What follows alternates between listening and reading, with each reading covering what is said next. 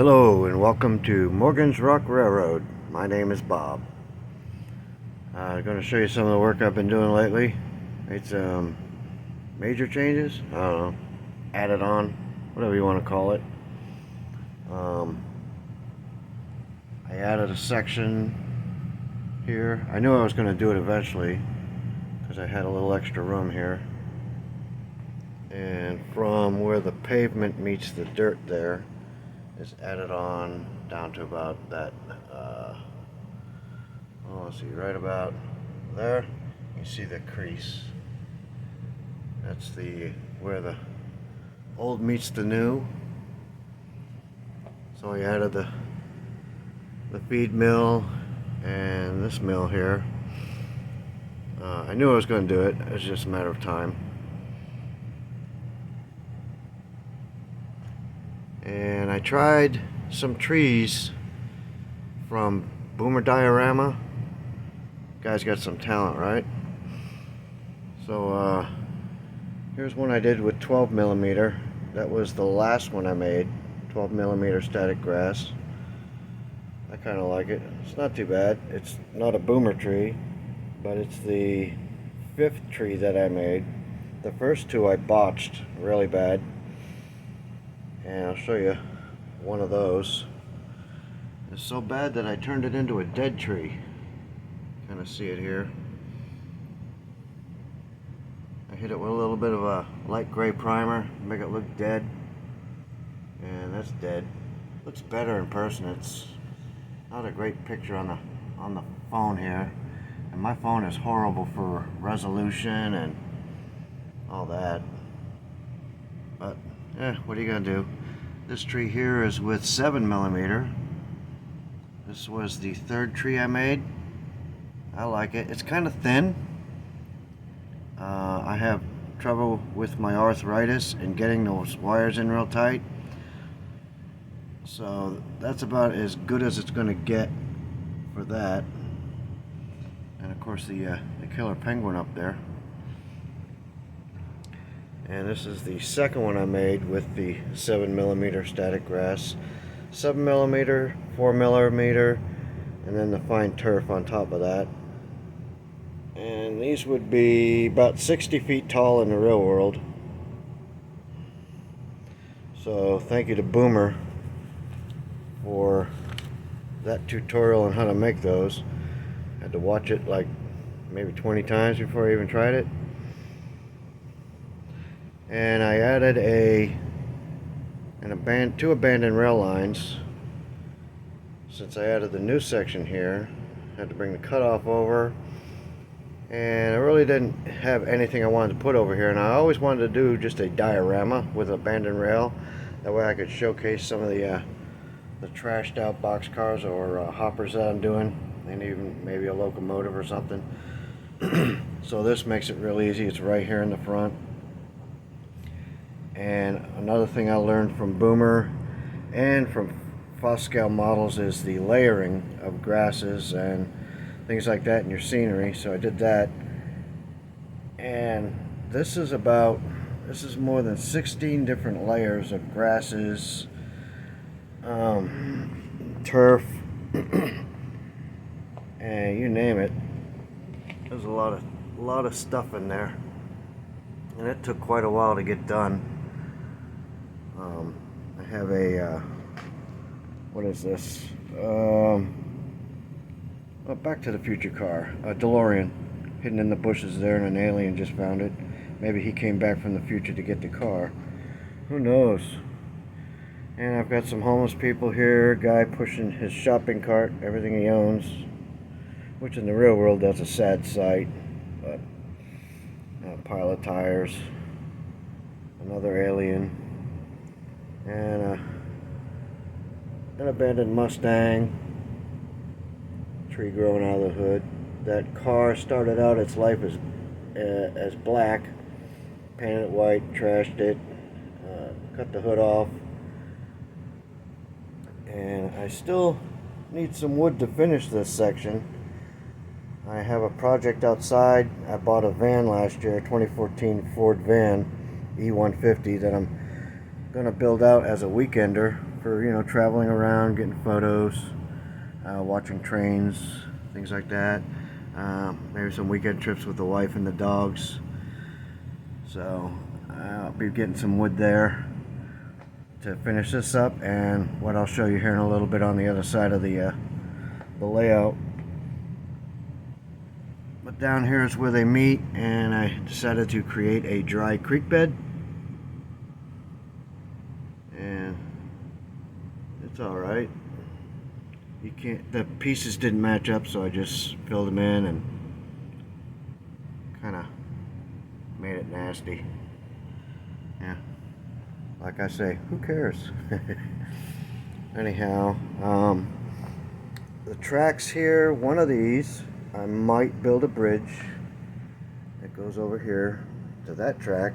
Of course, I'll have to add another siding track over there for the plastic pellets, but a fold-up bridge that will connect to this track. Let me find my finger here. This track here, so that that can go all the way around the course on the switching. So this was a lot of work, took a lot of time, and it was a lot of fun. Put down the pavement, and that still needs to be marked up somewhat, but you know, everything takes time, a little bit at a time. I can't concentrate on one thing at a time. I get bored, and I move around a lot. I know a lot of modelers don't do that. They want to stay in their one spot until they are completely done. I can't do that. My brain is all over the place, so I just move around and I change things a lot. But this won't change because this is the way it's going to be from now on. And one of the things I'm going to do is, I made my first wire armature tree thanks to Luke Towen. It's hard to see here. Following his thing. It's a pretty decent tree. I like it. I used wood glue, and then added, after I did the twistings, I did wood glue on it, and put dirt, let that dry a day, then another treatment of wood glue and dirt, and then I went ahead and did the tree, and came out pretty good. And believe it or not, that's parsley flakes ground up as leaves. It's really hard to tell. If you're standing here, you can see them. I got that from Boomer Diorama as well. He was using it for some kind of vines or something behind his trees. I was like, oh, that'd be great for leaves. So I tried it out, and it looks pretty good. So over here, let me go over. This is a mess. I'm going to be adding about 6 inches down this whole row here, all the way down to here. So I've got the fascia pulled off, and I'll be adding out there. And Scale Models gave me that idea. I was told to drop names when I get ideas from people, so there we go. That way they know they're helping, and I do appreciate the help. These guys are brilliant, and what they say goes a long way, and it's very, very helpful, especially to somebody like me who doesn't have a clue 99% of the time. This is where my railroad museum is, and you can get a ride on the train here. If you can shrink yourself down, I'll take you around the layout. But got stuff in the back there, typical old things you find at the museum. And with time, I'll pack that in full of stuff and people and cars. But I got my hardboard, and it's getting acclimated to the temperature down here. I need to get a few more pieces. And, oh, didn't mean to spin it that fast. But it goes all the way around there, and I'm a little short down there. I didn't get enough the first time there. But, and I will paint those blue. I've given up on that paper backing with the clouds, so I'm just going to paint that blue, and maybe I'll have a friend come over and sponge some clouds onto it. Another thing I wanted to touch on real quick was from 187 HO scale steel modeling on how to make a pile of scrap to look like scrap. That's all plastic leftovers from kits, sprues, pieces, parts, things that broke, stuff I found laying around, and you put it in a freezer bag and you spray it with the paint. Now I didn't do the molded piles. This is loose, so I can move it around, add to it. This took a couple hours of cutting. Takes a lot of patience, but it looks realistic. Realistic enough anyways for what I'm doing here. So, and on these banding straps, I'm feeling that I need to cut them a little bit smaller. They seem to be a bit big. So that's another project I need to do. They fit in the cars nice though. I did come up with another strap and cut that up. Make sure you wear safety glasses when you're cutting those, because those pieces can fly. So I learned that lesson. So I have my safety glasses down here now. And of course, worked on the corner here.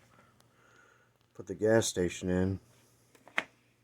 And of course, with anything, when you got a restaurant across the street and all that, the trucks come in and tear up your grass. So I did a little thing here where they can park, because they've killed it. So, and I put ruts in there, which you can't see. I need another light over here to make it better. But let me pull this off. You see like some ruts here. A little bit of grass in there, but yeah, those truckers. I can say that because I are one. So, so that's what I've been doing. A whole lot of this and a whole lot of that. And this is for the fold over bridge portion. That's why that's sticking out there. Well, he doesn't know his carpentry skills. Yeah, you're right there. But that has a purpose, or will have one. But the biggest thing I've been working on is this over here. I'm very happy with it.